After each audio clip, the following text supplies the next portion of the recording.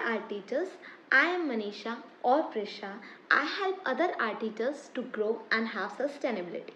In this video, I am going to tell you 7 mistakes that art teachers do that stop their students from progressing and how you can avoid them. Mistake number 1, neglecting students' individual needs. Many times we don't focus on particular students' skills that slow down its progress. You know, every student is having their unique way of doing the arts. They have their own strengths and the area of improvement. So we have to focus them. So how we can avoid doing this thing like neglecting their needs? We can assess them personally, give them personal feedbacks, give them assignments so that they can improve their area of improvements, and they can skill up the strengths which they are already having. Mistake number 2, overloading students with a lot of information. Many times what we do, just in 1 hour session we try to teach them all the concepts. Like suppose we are going to take a color theory session. So in that session we teach them about primary colors, secondary colors, tertiary colors. We teach them about opposite colors. We teach them about the warm colors, cool colors. We teach them about the hues, tints and shades just in 1 hour. Many teachers do this thing, like they conduct the color theory session, and in that 1 hour session they teach all these concepts. What happened? The students get overwhelmed with this much of information. After the period of time, I am sure that they will get confused or forget the things. So how you can avoid this? Break down the lesson. Okay, so suppose if you are going to take a color theory session, first session will be about the primary colors, secondary colors, tertiary colors. Second session will be about the color scheme. Okay, like teach them about the analogous color, complementary colors and monochromatic colors. Then third session, teach them about the tints, hues, shades and all those things.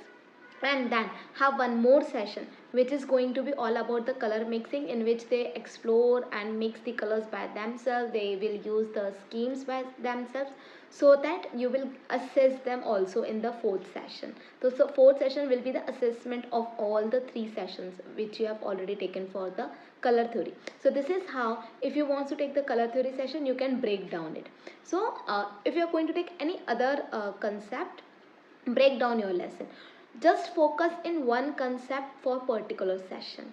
Have the one learning object for one particular lesson.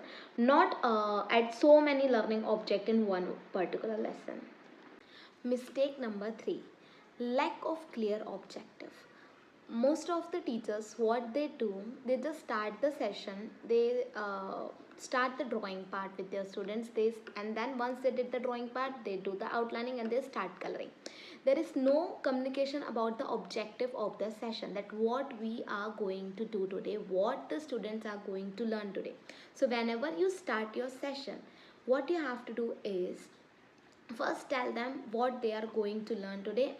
Suppose we are going to take a landscape, and in that we are going to do the pencil color shading.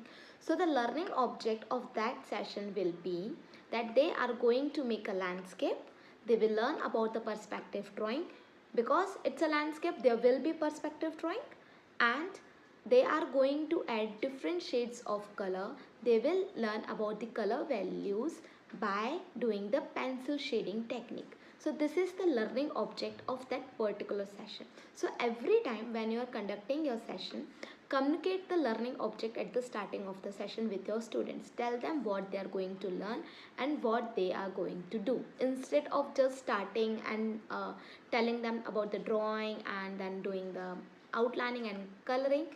Always proceed step by step. The first step, how you have to start your session, is this, that you have to communicate clearly about the learning object of that particular session. Mistake number 4 is insufficient demonstration. You know, in teaching art, the demonstration part, how you are showing, how you are teaching them, is very important. Okay, not a theory subject, it's all the practical subject.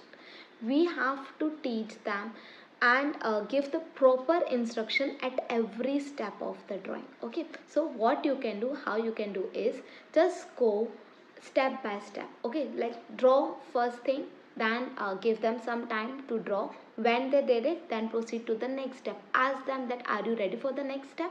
So follow your drawing step by step, and at each step check their progress, check their work. Okay, like whether they are doing it correct or is there any need of correction. Guide them, help them step by step. So in this way your student will understand better, they will have better drawing, and also they will follow you, like they will do along, you will get the speed also in your session. Mistake number 5, inadequate feedback.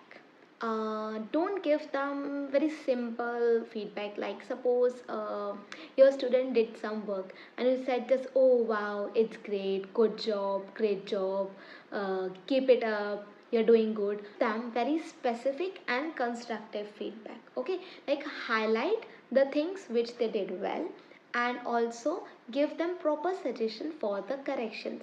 Suppose your student have chosen a very good combination of the color. Suppose they have choose a purple and yellow, which are the complementary colors which make the artworks very appealing. So instead of saying, oh your colors looks very nice, what you have to say is, tell them, oh wow, you have chosen two complementary colors, that is purple and yellow. It creates a best combination. Because of these two colors, your artwork is looking so attractive. I really love the color combination that you have chosen for your artwork. So this is how you have to give them feedback. Okay, and now suppose is there any suggestion for the improvement. Suppose they did very small drawing which meant to be little bit big. So what you can say is, tell them, okay, you draw it very small, you can make it little bit bigger. You have a big space in your paper. If you make it very small, it will not stand out, but if you make it big, it will cover up the maximum space of your paper, and also it will stand out and make your artwork look appealing.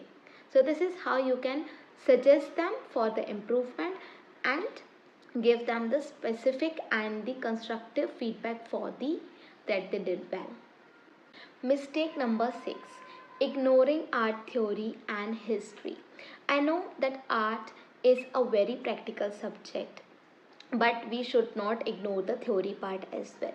We should tell them little bit theory behind that particular artwork. Doing the mandala art, so tell them the theory behind that. Okay, that this is a one of the Indian art form that we do it on the Diwali. We do the mandala art on the floors with some color powders, but in our session we are going to do it on the paper with the color markers. It's just about the patterns, and those patterns will be repeating it. They will be in the circles. Within the circles we are going to repeat the patterns.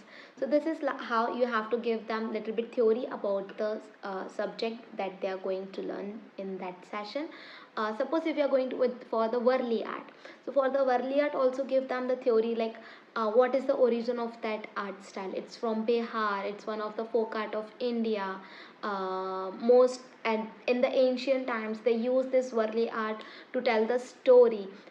In that they mainly depict the real life things that's happening, like women are carrying something on their head, or they are dancing or drumming.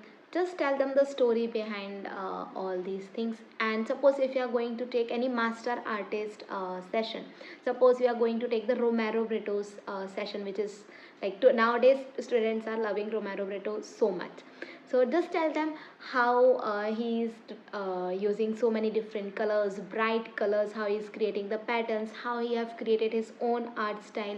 Nowadays there are so many objects available which are having the Romero Brito's art style. You can see the Romero Brito art style in the cap, in water bottle, in t-shirts, almost in everything. So this is how you can tell them about the art theory and the history also. Mistake number 7, not encouraging creativity. Don't stick to the curriculum. Don't stick to the particular shapes of the artwork or particular coloring, particular patterns. Don't stick on it. Let them explore, let them experiment, let them do the things by themselves. If you are drawing a triangle for any particular thing, ask them to draw a circle, ask them to draw some other shape. Okay, wait for them. Okay, what you do, just first give them instruction. Okay, wait, like draw some random shapes. see how they are doing and then you do. Okay, don't always you do first and then let them do. If you do first, they will follow you.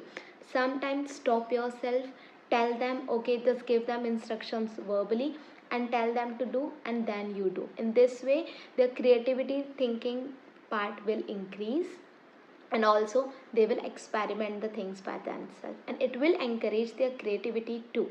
And let them do the mistake. Don't just afraid of the mistake, let them do the mistake. So in this way they will have the fun also when they put on their creativity in their artwork, and also their critical thinking will also get improved.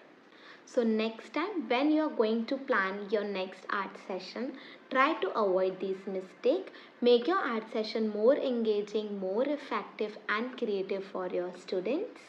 And if you found this video helpful, please like the video, share with the other art teachers, and don't forget to subscribe my channels for more art teaching tips. And also comment down if you have any question. I would really love to answer it. So see you all in the next video. Till then, bye. Take care.